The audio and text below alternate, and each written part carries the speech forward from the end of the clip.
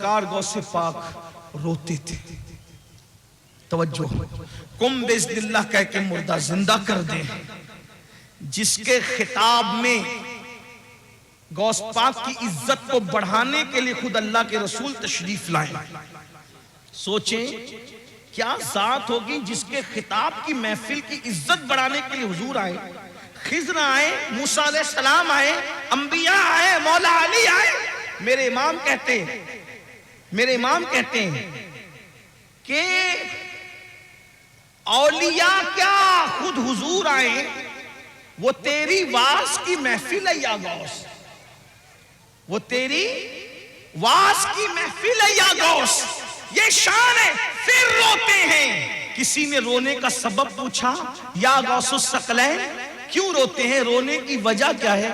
فرماتے ہیں عبد القادر کے لیے عید کا اور خوشی کا دن وہ دن ہوگا جس دن ایمان پر اس کو خاتمہ نصیب ہوگا, جس دن میرا خاتمہ ایمان پر ہوگا. اور غوث پاک فرماتے ہیں جو ایمان پر خاتمے کی فکر نہ کرے, توجہ کر لیں, جو ایمان پر خاتمے کی فکر نہ کرے, غوث اعظم فرماتے ڈر ہے کہ جب مرے گا تو اس کا خاتمہ خراب ہو جائے گا, اس کا خاتمہ کفر پر ہوگا. دعاؤں کے اندر دکانیں مانگنے والوں, دعاؤں کے اندر مکان مانگنے والوں, دعاؤں کے اندر دنیاوی چیزیں مانگنے والوں, مانگو منع نہیں کرتے, لیکن کیا ایمان پر خاتمے کی بھی فکر ہے, ایمان پر خاتمے کی بھی فکر کرتے ہیں؟ تو وہ جو میں روایت بیان کرنے چلا تھا اس کو اینڈ کر دوں. اللہ اکبر. تو جب سرکار عیسیٰ علیہ السلام نے آواز لگائی کہ بتاؤ تم کو عذاب میں کیوں گرفتار کر دیا گیا, تو دو چیزیں بیان کی گئی. نمبر ایک, ہم دنیا کی محبت میں گرفتار تھے, اور نمبر دو, ہم بدکاروں کی پیروی کیا کرتے تھے, بدکار لوگوں کی. اس لیے کہتا ہوں بدکاروں کی پیروی نہ کرو, نیکوکار لوگوں کی پیروی کرو. اس لیے کہ بدکاروں کی پیروی کرو گے تو کانوں میں ایئر فون لگا کر گانے سنو گے, مٹک مٹک کر کے چلو گے, مٹک مٹک اترا اترا کر کے چلو گے. اللہ اکبر. اور میرے آقا فرماتے ہیں جس نے اپنے کانوں سے گانا سنا ہوگا, قیامت کے دن اس کے کان میں آگ کا سیسا پگھلا کر کے ڈالا جائے گا. بدکاروں کی پیروی نہ کرو, نیکوکاروں کی کرو. نیکوکار لوگ قرآن کی تلاوت سنتے ہیں, نیکوکار لوگ نعتیں سنتے ہیں, بدکاروں کو آئیڈیل نہ بناؤ. میرے آقا علیہ السلام کے دیوانوں, ہم لوگ اس پہ نعرہ لگاتے ہیں کہ 40 سال غوث پاک کے ایسے گزرے کہ عشاء کے وضو سے آپ نے فجر کی نماز پڑھی, ہر رات وضو کرتے تھے اور عشاء اس کی وضو سے ہی فجر پڑھتے تھے, یعنی پوری رات آپ عبادت میں رہتے تھے. میں کہتا ہوں کم سے کم غوث پاک کو آئیڈیل بنا لو. اور آپ اور ہم عشاء کے وضو سے فجر نہیں پڑھ سکتے, کم سے کم قادری ہونے کی نسبت سے عشاء کے وضو سے عشاء ہی پڑھا کریں اور فجر کے وضو سے فجر ہی پڑھا کریں. میرے بھائیوں, موت آنے والی ہے, گھاٹی سے گزرنا ہے, قبر میں جانا ہے. قبر میں نہ کسی کی دادا گیری چلے گی, نہ کسی کی بابا گیری چلے گی, کچھ نہیں چلے گا. قبر میں تو کروٹ بھی نہیں بدل سکتے. بدکاروں کو آئیڈیل بنانے والوں, آج اگر ڈائلاگ بازی بھی, گفتگو میں بھی ڈائلاگ بازیاں ہوتی ہے تو ہیرو کے سٹائل میں بات کرنے کا طریقہ بھی ہیرو. میں کہتا ہوں کیا رسول اللہ کا طریقہ نبھایا معاذ اللہ. اللہ اکبر. جس کی سیرت بھی بے مثال, جس کی صورت بھی بے مثال. اللہ اللہ کہا جاتا ہے, حضرت استاد زمن نے یا مولانا حسن نے کہا, حضرت مولانا حسن بریلوی نے کہا تھا کہ تیری سیرت تیری صورت زمانے سے نرالی ہے, تیری سیرت تیری صورت زمانے سے نرالی ہے, تیری ہر ہر ادا پیارے دلیل بے مثالی ہے. میرے بھائیوں, آئیڈیل بنانا ہے تو اللہ والوں کو بناؤ, اللہ والوں کے طریقے پہ چلو, ان کے نقش قدم پر چلو. بدکاروں کو آئیڈیل نہ بناؤ. عذاب میں گرفتار ہو کر کے اللہ اکبر اوندے پڑے رہ گئے.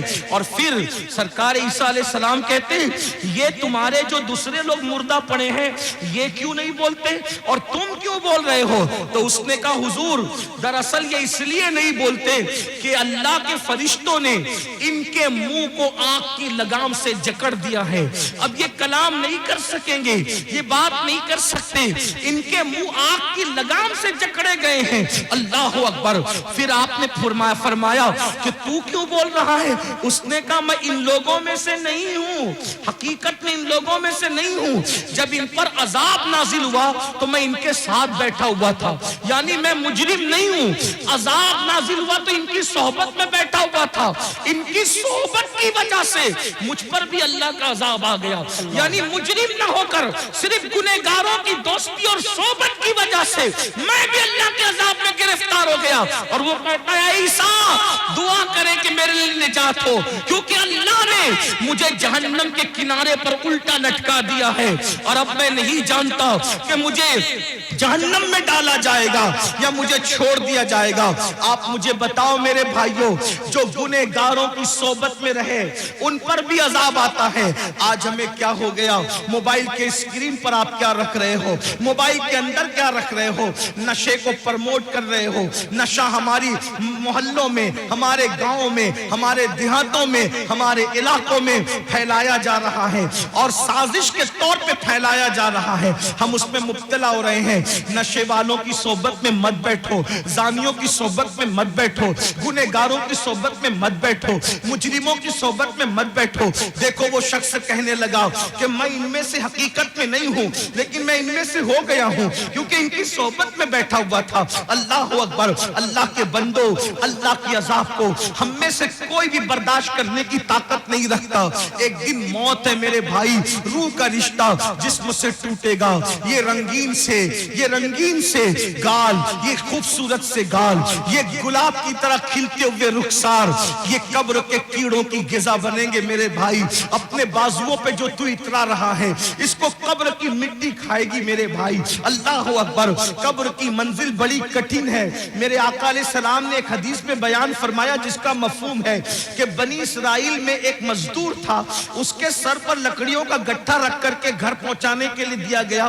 اس کے دانت میں کچھ اٹک گیا تو اس نے اس لکڑی سے نکال کر خلال کر لیا, تو اس پر بھی اس کی پکڑ ہوگی اور اس کو عذاب دیا جائے گا. جو بغیر پوچھے لکڑی کا خلال منہ میں کر لے اس کو بھی پکڑ ہوگی اور عذاب دیا جائے گا. جو لوگوں کے پیسے ہڑپ کر کے بھاگ جا رہے ہیں, حتیٰ کہ اللہ اکبر لوگوں کو دھوکہ دے کر کے پیسے کھا لے رہے ہیں, حرام اور حلال میں تمیز نہیں کر رہے ہیں, سب کو ایک دھن سوارے, کروڑ پتی بنے, شارٹ ٹائم کے اندر ترقی کرنے کا چکر, شارٹ کٹ میں ترقی کرنے کا چکر, کوئی سود کی طرف جا کر, کوئی حرام کی طرف جا کر. میرے بھائی نمرود کا کیا حال ہوا, فرعون کا کیا حال ہوا, یزید کا کیا حال ہوا, آپ مجھے بتائیں نا. یہ اپنے اپنے دور کے بڑے بڑے دولت مند تھے. ابو جہل کا کیا حال ہوا, یہ کوئی چھوٹا موٹا دولت مند آدمی نہیں تھا, عرب کا بڑا تاجر تھا. ابو لہب کا کیا حال ہوا, بڑا تاجر تھا, سردار کہلاتا تھا. کیا حال ان کے ہوئے, ذرا سوچو. انہوں نے حلال و حرام میں تمیز نہیں کی, ان لوگوں نے آخرت پر ایمان نہیں لایا. کیا انجام ہوا ان کا. اور وہ بلال جسے دنیا غلامی کا تانا دیتی ہے, وہ اللہ کے رسول پہ ایمان لائے اور انہوں نے اللہ کے قانون پہ عمل کیا, تو دنیا نے ایک دن ان کو دیکھا. بلال کعبے کی چھت پہ نظر آتے ہیں اور کعبے کی چھت بلال کے نیچے نظر آتی ہے. یہ عزتیں تھوڑی ہیں, یہ عزتیں کم ہیں. یاد رکھو, میں یہ نہیں کہتا کاروبار نہ کرو, تجارت کرو, مالدار بنو حلال ذریعے سے. شارٹ کٹ کے چکر میں چوری کرنا, ڈکیتی کرنا, موبائل چوری کرنا, حرام کی طرف جانا, بچت کے نام پر سود کے دھندے کرنا, اسلام اس کی اجازت نہیں دیتا. اپنے مقدر میں جو لکھا ہے میرے بھائی اس کو کوئی چھین نہیں سکتا. جب ماں کے پیٹ میں مقدر کا لکھا ہوا پہنچا تو دنیا میں آنے کے بعد کیوں نہیں پہنچے گا, بالکل پہنچے گا. اللہ پہ یقین رکھو, اللہ پہ ایمان رکھو, محنت کرو, کاوش کرو, کوشش کرو. اور آپ کو بتاؤں اللہ کے رسول فرماتے ہیں جس دنیا کے حلال کا حساب ہونا ہے اور جس کے حرام پر عذاب ہونا ہے وہ دنیا سے کیا لوگ, جس کے حلال میں حساب ہے اور جس کے حرام میں عذاب. حلال بھی ہے تو حساب دینا پڑے گا, اور اگر اللہ رحم کرے تو کرے, ورنہ اللہ جس سے حساب لے کون اللہ کو جواب دے.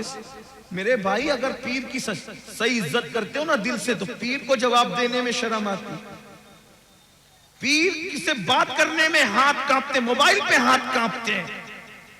ہم نے اپنے مرشد اجازت کو جب بھی فون کیا ہاتھ کانپے, کیسے بات کریں, کیا بات کریں, بے ادبی نہ ہو جائے.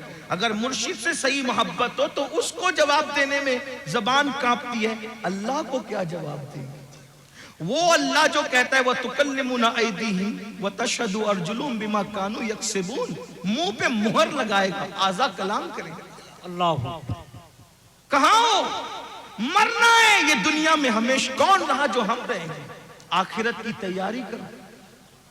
اللہ کی بارگاہ میں حساب نہیں دے سکتے, دعا کرو بے حساب بخشے جائیں. غوث پاک جن کا ذکر آپ نے سنا, کعبے کا گلاب پکڑ کے کہتے اللہ اگر عبد القادر کے اعمال تیری بارگاہ میں قبولیت کے لائق نہیں ہے تو قیامت میں عبد القادر کو اندھا اٹھانا. یہ وہ لوگوں کی خشیت. غوث اعظم داڑھی پکڑ کر راتوں کو روتے اللہ کے خوف سے. آپ دیکھیں غوث پاک نے اپنا کوئی گھر نہیں بنا, بہت مالدار تھے غوث پاک, روزانہ نیا لباس پہنتے تھے اور اتنا قیمتی پہنتے تھے کہ اتنا بادشاہ وقت کو بھی میسر نہیں آتا تھا, اتنا قیمتی پہنتے.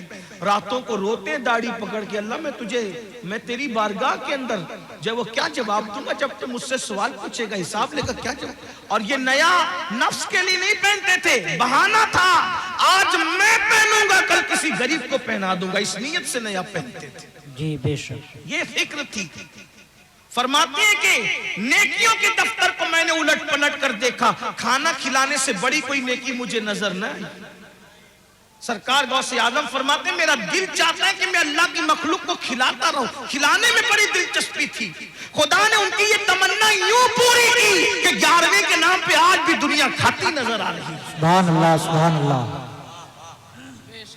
ہر ولی کا عرس تاریخ پر منایا جاتا ہے, لیکن یہ کیا غوث اعظم ہے, 17 تاریخ کو کرو تو 11ویں ہی ہے, 15 کو کرو تو 11ویں ہی ہے, 21 کو کرو تو بھی 11ویں ہے, 20 کو کرو تو بھی 11ویں ہے. ارے ابھی 11ویں کا مہینہ نہیں ہے لیکن پھر بھی غوث اعظم کی محفل سجی ہوئی ہے. واہ واہ واہ واہ سبحان اللہ کا انعام ہے. لیکن پھر بھی وہ روتے تھے. ہم جرائم کر کے بھی ہمیں رونا نہیں آتا. آخرت کے بارے میں ہم لوگ کیا سوچتے, ارے مولانا چھوڑو, یہ مولانا لوگ کی پرانی سب باتیں ہیں اور جو ہوگا دیکھا جائے گا. اللہ کریم ہے بخش دے گا, اللہ رحیم ہے بخش دے گا, اللہ غفار ہے بخش دے گا. میں نے کہا بالکل وہ کریم بھی ہے, رحیم بھی ہے, غفار بھی ہے, لیکن یہ مطلب نہیں ہے جو آپ مطلب نکالنے. رحیم کریم غفار بے شک ہے. کیوں سیدہ عائشہ صدیقہ کو نہیں پتا تھا کہ وہ غفار ہے؟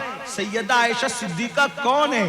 جس کے بستر پہ قرآن نازل ہوتا ہے وہ اماں عائشہ صدیقہ ہے. جب مغفرت کی دعا کرتے ہوئے روتی تھی تو دوپٹے سے آنسو پوچھتے پوچھتے دوپٹہ بھیگ جاتا تھا. صبح کو دوپٹہ ایسے نچوڑا جاتا تھا جیسے کپڑے دھل کے نچوڑے جاتے ہیں پانی کے بعد. اماں عائشہ کے آنسو ایسے نچوڑے جاتے تھے.